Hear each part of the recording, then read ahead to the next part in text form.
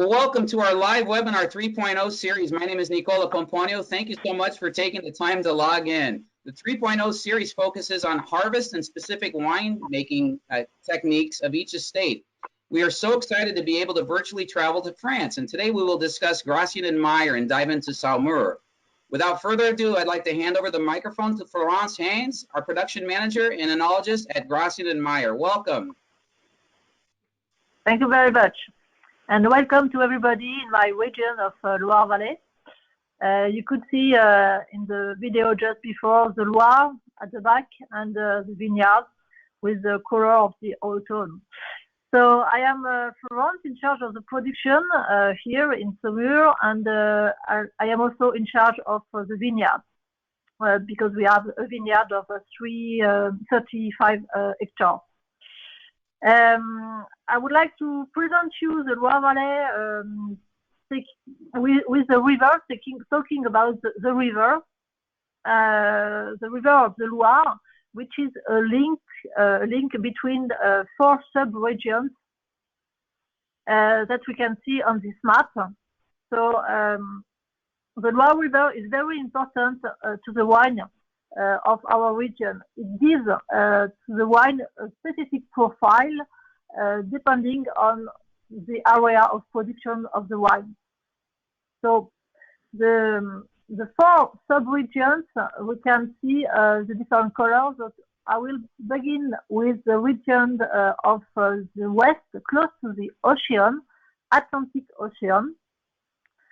This is a region called Pays Nantais, around the city of Nantes. This region is fresh and has an oceanic climate. And the grape variety planted there is the Melon de Bourgogne. And you can have a hint in the name, there is Bourgogne. So it's quite not the same, but it's a cuisine of the Bourgogne, the Chardonnay of Bourgogne. So the wines produced in this region are beautiful white wine, dry, and with a light structure and a strong freshness. And we can find as well a little bit of saltiness due to the presence of the ocean. Then we can go upstream to a very big region which is named Anjou-Touraine. And this is the color pink and brown and orange.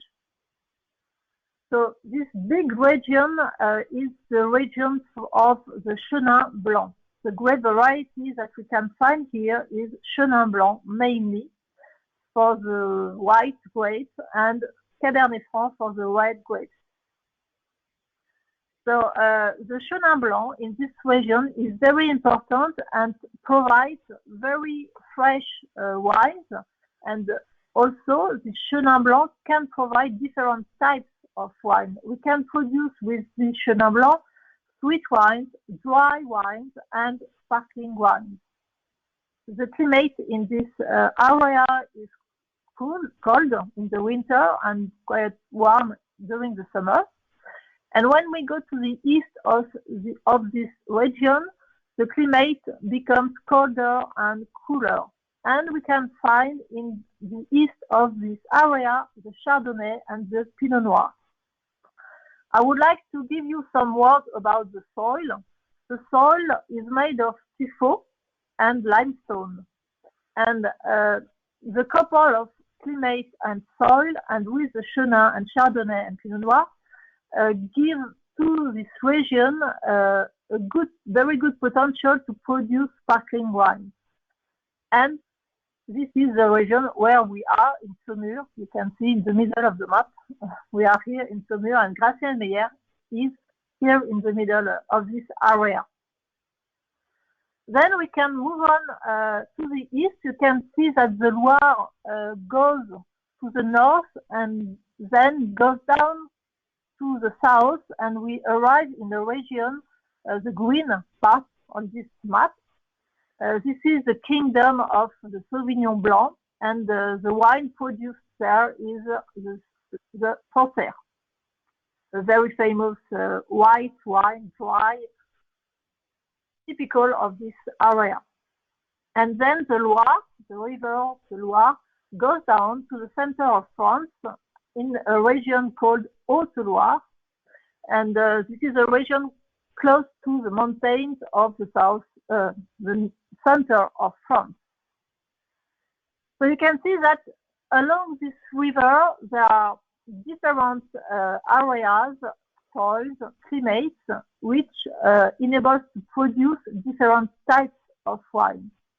Maybe if we could remain something, it's what is important with the Loire is the freshness and the acidity that the Loire brings to the wine. And we have all along the river very fresh wines and with a good tension. And we say that the tension of our wine is the footprint of the Loire River. It's amazing, Florence. It's amazing how Florence, how the Loire really contributes to the wines. As I spoke to you earlier, I'm so intrigued about the Anjou terrain area where the Chenin Blanc is planted, and I'm excited to hear a little bit more about it. But it's amazing how it just contributes right along that Loire River. When you're ready and when you're completed with this portion, tell us a little bit about the harvest in 2020.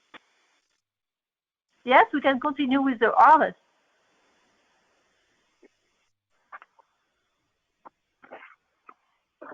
So, so now that you have some, do you hear me? Yes, we hear you. Go ahead. Yes, because I had a message. Okay, so now that you have main ideas, about the Loire River and the Chenin and our region, I would like to present you the harvest of this year and to give you some elements regarding the harvest previously, and then I will explain what are the effects of the climate on the harvest and the characteristics of the wine. So first of all, regarding the harvest, so and the weather, because the weather is very important, and to define and to in the harvest and regarding the profile of the wine that we can produce. So this year the weather was quite good to produce good wine in terms of sanitary conditions. It was a year dry with sunny and wind. At the end of last year, 2019, and at the beginning of this year, there were a lot of rainfalls and the soil was plenty of water. This was very good for the vine because she had enough water. The vine had enough water to grow normally until the end of June. So the vegetation started quite early in February, because in February we had warm temperatures, and then the temperatures decreased and the vegetation stopped. And so it was quite normal, but during this period we were afraid to have frost, but nothing happened. Then in March and then in April, the vegetation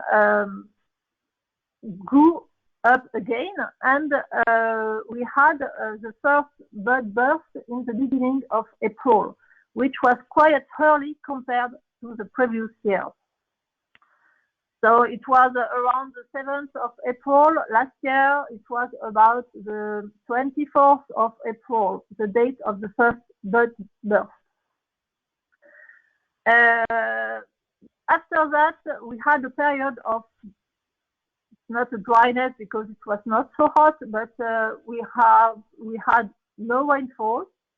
But thanks to the water in the soil, the vine could grow normally, and because of the temperature, the vine grew quite rapidly, and the blooming took place in May, during the month of May, and it was 3 weeks earlier than usual.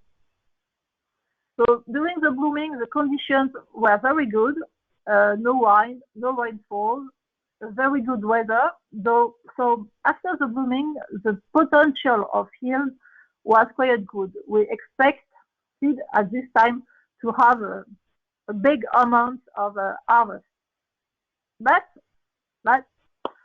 the weather was not with us, and during June and July we had a very long dryness, very hot temperature, and windy weather, and this dryness stopped the development of the vine and stopped the richness also of the grapes.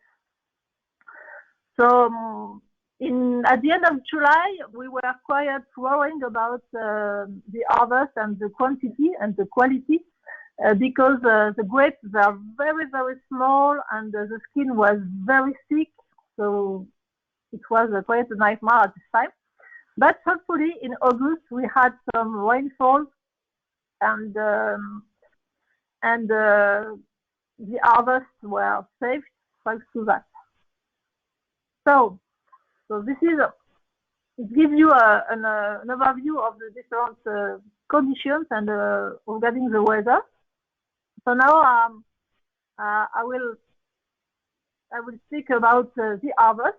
So we began to control the maturity of the grapes in August. Usually it's made at the end of August, but this year we decided to begin this control earlier, because we have seen that the vine grew up earlier, 2 weeks earlier. So we started the control in the Chardonnay and Pinot Noir, because these two grape varieties grow earlier, start to grow earlier in the year after the winter.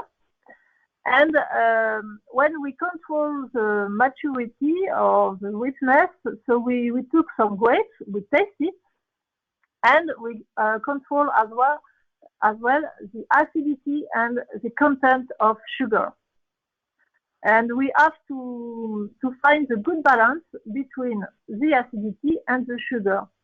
The acidity is important for sparkling wines, because we need it during the second fermentation and during the aging in bottles.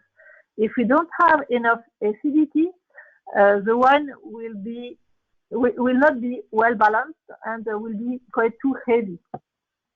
And the sugar is very important, because the sugar is transformed into alcohol. But for sparkling wine, the quantity of sugar is limited. We can't harvest or we can't produce wine. We can't use wine if the percentage of alcohol is more than 12% of alcohol. So we have to find a good balance between not too much sugar, but not too much acidity, because too much acidity gives strong or very aggressive wine. So we started to control the Chardonnay and the Pinot Noir, and we started to cut the first grapes of Chardonnay, the first bunches of Chardonnay, around the 19th of August. So the sanitary conditions were very good. There were no moisture, and it was not too hot. After that, so we continue to control the Chenin Blanc. The Chenin Blanc is a grape variety which starts to grow later than the Chardonnay and Pinot Noir.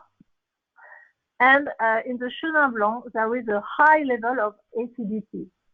This acidity is transformed into aromas and sugar. So if we harvest the Chenin Blanc too early, we have vegetables aroma not very good for the taste and for the phenol wine. And we have to wait also that the acidity decrease before harvest this Chenin Blanc. So the Chenin Blanc was harvested before the end of August, and the quantity in the Chenin Blanc, the quantity of the grapes was quite high, so it was a good thing to produce sparkling wine. And thanks to the rainfall, the quantity also was not too small, so it was good. And then, the last grape variety is the Cabernet Franc that we have here. So for the Cabernet Franc, we are looking for a good balance between acidity and sugar, but there is also the tannins and the polyphenols, which bring color and also a structure. If this grape variety is harvested too early, the tannins are too young, and it gives to the wine harsh structure with bitterness, and the aromas are vegetable like green pepper. So it's not very fun for the wine to produce sparkling wine. So we started to harvest Cabernet Franc after the middle of September, and we ended the harvest around the 24th of September. So this year, the conditions of harvesting were quite good, and the quality of the wine is very good because of different elements. Because we started to harvest earlier, so we have kept the freshness, and we don't have a too high level of sugar. The aromas are fresh also, and the quantity, thanks to the rainfall, we have enough quantity compared to other vineyards in our region. So this year we think that we have good wines to produce very good sparkling wine. So now I'm going to focus on the climate, on the effects of the climate on the wine characteristics. I hope that you see it. Nice. So here there is a slide showing the effects of the climate on the wine characteristics. So you can see on the left side there are different characteristics or parameters affecting the wine. So we have the yield, we have alcohol potential, we have acidity, aromas, and the color. And for each column, you have the different elements which can affect this parameter characteristics. So we have the CO2 concentration, the average temperature, the dryness, and the thermal stress. So the climate is made of different parameters. There are the temperature, there are the wind, there are the rainfall, and there are also the dryness. But we can see here that the global warming also is affecting the wine and the characteristic in terms of because of the CO2 concentration. The CO2 concentration has an impact on the average temperature, which are higher, and on the dryness. So now we can focus, for example, on the average temperature. The average temperature is higher and higher year after year. And for example, here in France, the red wine, now that we produce, have a percentage of alcohol of about 14% of alcohol. 10 years ago, it was around 12% of alcohol. So we can see here that the average temperature has a good or has an impact on the yield. It has an impact on the alcohol potential, but it has a bad impact on the acidity, the aromas, and the color. In fact, when the temperature is high, the acidity is transformed into sugar, and because the ripeness of the grapes are during the summer, the aromas, the grapes are not in good conditions to produce aromas. And the color as well is less, the wines are less colored when the temperature are higher. Now for the dryness, we have several weeks of dryness now. Every year during 2-3 weeks there are long dryness periods, and the dryness has a bad impact on the yield, a positive impact on the alcohol potential, and a more or less impact on the acidity, bad impact on the aromas, and a good impact on the color.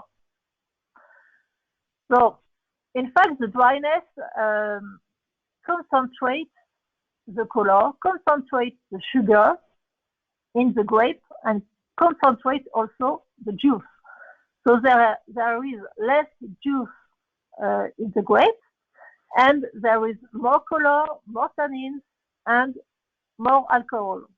And the acidity, which is essential to the vine, it is used by the vine to survive and to produce also sugar. So this is an overview of the different effects of the climate on the wine characteristics. Now we can move on to the next slide, please. Thank you. So on this slide, I would like to show you the impact of the temperature or the global warming on the phenology and on the different stages of the vine and of the growth of the vine. So here on the table on the left of this slide, there are the number of days per decade. That means that the different stages of the vine start earlier of 3 days, for example, for the bud burst in the east of France. So it starts 3 days earlier than the previous 10 years. So we have different regions on this table of France.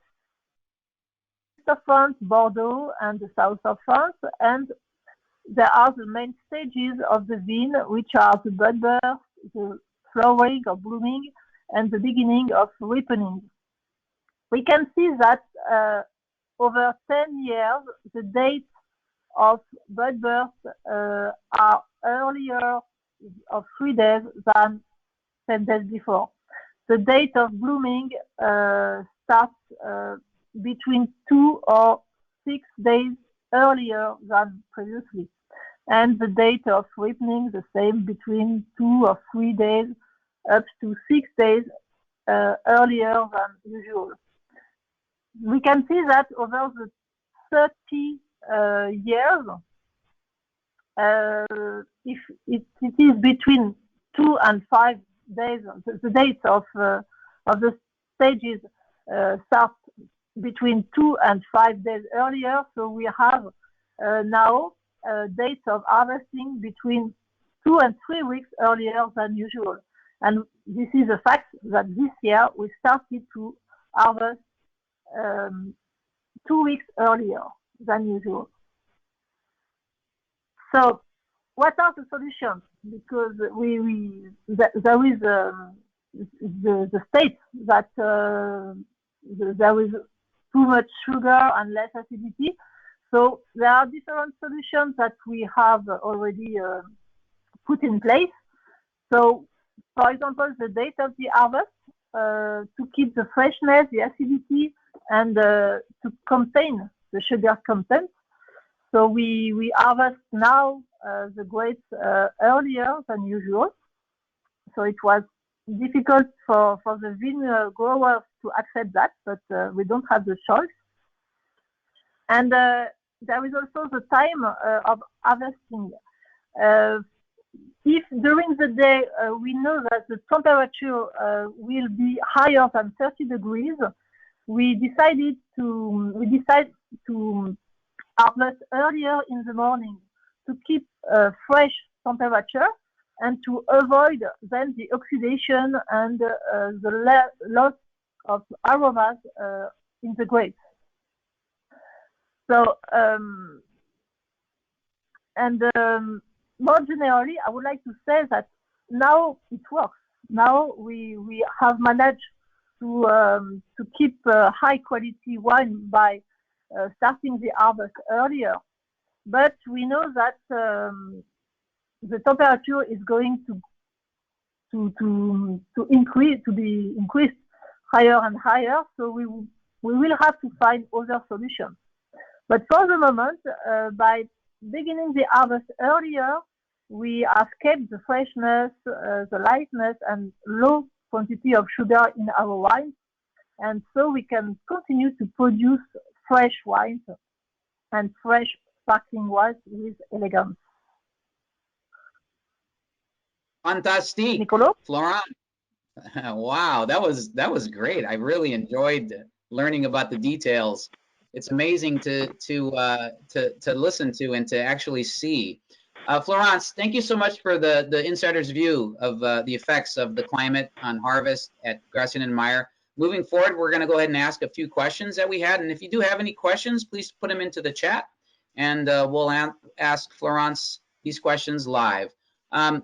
Which grape varietal do you think will show the best with this vintage? For this vintage, I am quite surprised by the Chardonnay, because the Chardonnay was harvested early, and we have a good complexity with the Chardonnay. And maybe we have always the top with the Chenin with its acidity. And this year the Chenin had a well-balanced mouth with plenty of fruit. And I would like to add for the red grapes, Chardonnay, Cabernet Franc, and Pinot Noir. This year we don't have vegetables aromas, thanks to the dryness.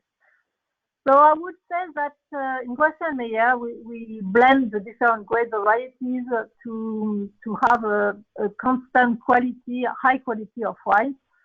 And this year I think that we will have complexity and freshness with the different grape varieties. So I will take a part of this of the Chenin for the freshness, of the Chardonnay for the complexity and the fruity notes from the Pinot Noir, for example. So I would say both of them. Every grape varieties are very good this year. That's great. That's great to know.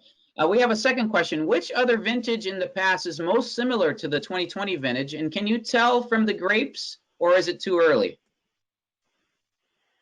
Yes, no, I could answer to this question. I would say that this year could be similar to 2011 or 2016 in terms of freshness and yes, in terms of freshness and in terms of aromas as well.